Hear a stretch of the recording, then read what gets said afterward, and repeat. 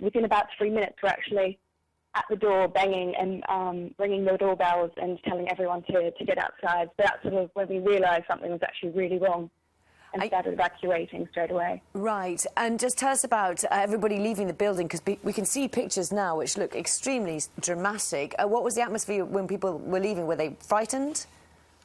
Some of us had spoken to the guards, and so all they said is, there's a fire. So that's all we knew. So as people were sort of starting to go down the stairs, people were asking each other, do you know where the fire is? And someone started saying it's around the 50th floor. Obviously, we were on 13, so we were quite far down. But the people had left in quite a panic. There was literally a woman wearing a towel who obviously hadn't even taken time to put on any clothes. And tell us, when you got out, I mean, we can see some debris falling down to the street. How dangerous was the situation when you managed to get out? It was actually pretty scary when you come out of the fire, because we have a tram that runs down the street. The street is down the middle, so you can't cross to the other side without walking further back towards where the fire was.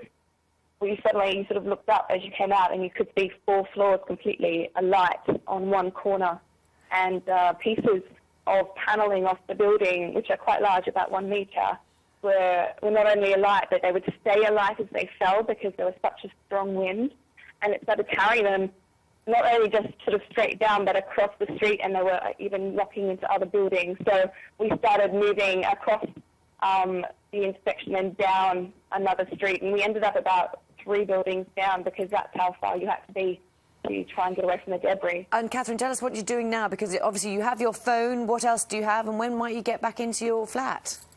Well, I have my pyjamas, and I have my phone, and lucky for me, my wallet was by my door, and absolutely no idea at all. Looking at the damage this morning, seeing so many floors are burnt out on one side, I can't imagine when we're going to go out back into the building.